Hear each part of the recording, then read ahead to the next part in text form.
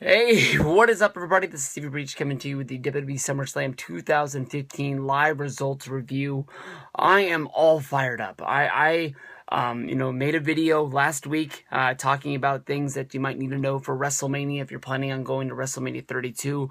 Just basically telling people it's time to get in or get out with WrestleMania. You don't want to be the guy sitting at home, basically, not being there and having regrets like, damn, I should have gone.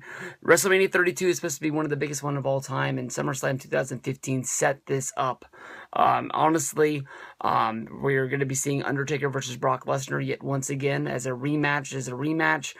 The rubber match, both guys have one win. This match is high in controversy. Most people will be looking at SummerSlam 2015. There will be mixed reviews. I'm texting my good friend Freaking Yaya 88 at It's Miguel Yo Miguel right now, my Bola partner in crime for next weekend. And well, I guess that's this weekend now. Fuck yeah. But jeez.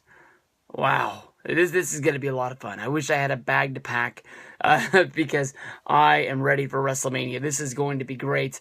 Really, really good show. I think the only way you can start this review is by talking about the main event. Brock Lesnar versus Undertaker. Both of these guys hit each other with everything that they had. And we saw Brock hit 3 F5s on Undertaker. We saw Undertaker hit every move in his arsenal except for the old school off the top rope. We saw him with the Hell's Gate. We saw him with the Last Ride. We saw him with the Choke Slam. We saw him with the Tombstone. And with all of those things, high in controversy between Charles Robinson and the Ring Keeper, we get Undertaker winning after Brock Lesnar fades out. He didn't tap. He just sort of faded out Stone Cold Steve Austin style from WrestleMania 13. And Undertaker gets his win. He gets out of there. Brock Lesnar's pissed. Paul Heyman's pissed. I'm guessing that this more than likely is going to be going under controversy tomorrow. It has to be something going down where they announce the match for WrestleMania 32 or get us close. I'm guessing that Undertaker and Brock will both be a part of Monday Night Raw tomorrow. But son of the bitch, this was good. What a great show. The opening, we had Jon Stewart, which, with most guest hosts, they just come out at the opening of the show and we never see them again, but he had a continuous storyline throughout the show, being backstage, trying to interview Brock Lesnar. He brought out Mick Foley. He talked with Neville, and plays into the finish of the John Cena versus Seth Rollins match. What an awesome match that Cena and Rollins had. And then fucking Jon Stewart comes out and fucks the whole thing up with a horrible acting chair shot. The second he came running down, you could tell that he was going to turn, but Rollins was in one corner, Cena was in another corner. Stewart was standing there acting like he was going to attack Rollins, and then he turned around and hit John Cena in the gut. He threw the chair down in the wrong spot, picked it up, tried to fix it. Seth Rollins was already reaching for the chair so he could get the pedigree on it, so there was just this mass confusion right there in the middle of the ring. Rollins hits the pedigree on top of the chair. One thing leads to another. Jon Stewart runs off to the back. John Cena is pinned right there in the middle of the ring, losing the United States title. He had a damn good title run lasting from WrestleMania 31. Now we have Rollins going to be getting himself his own little statue. He's the WWE champion as well as the United States champion.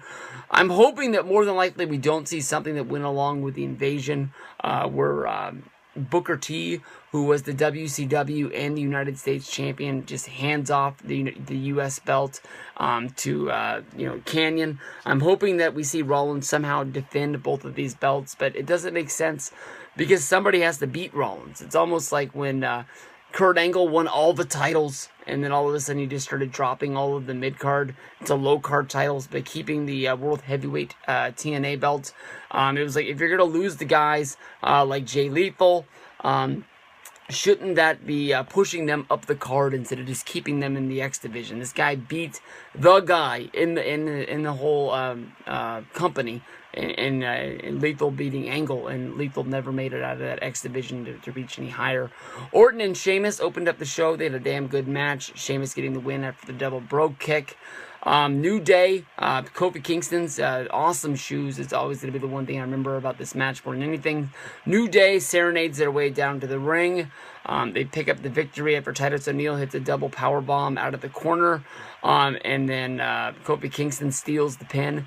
New Day becomes 2-time tag champs, and the tag division's on fire. That was a great match from those guys. Ziggler and Rusev goes to a double countout when Lana and Summer Rae brawl on the outside. Stephen Amell honestly brought a lot of attention to SummerSlam from the outside wrestling fans, but when it came down to it, I think that Stephen Amell was a fail in my eyes of not really living up to what I thought he was going to be. But Amell and Neville, surprise, surprise, get the win here. Ryback keeps the Intercontinental Championship. Big Show hit the knockout blow on The Miz. Ryback gave Big Show a clothesline. Big Show fell out of the ring. Ryback pinned Miz in the middle, 1, 2, 3. Reigns and Ambrose run wild over Wyatt and Harper, picking up the victory. Team PCB with a Becky Lynch pin on Brie. Outlasts everyone to win the elimination match after Brie Bella pins Tamina to eliminate Team Bad early in the match. Kevin Owens and Cesaro wrestle in the death spot, have a great match that nobody cared about because people were starting to get tired. Kevin Owens picks up the victory, and of course the big thing to set up WrestleMania 32, Lesnar beats Undertaker. Great show tonight, great. Maybe 4 hours was a little bit too much, but 10 matches gives you a good feel of like a WrestleMania 6 with like 12 matches on that show. You know, the matches might have been a little short, but at least you get to see everybody, and they gave the card a big time feel from having all those guys out there. So good job, WWE. I'm fired up. I want to see Monday Night Raw tomorrow. Good times are coming.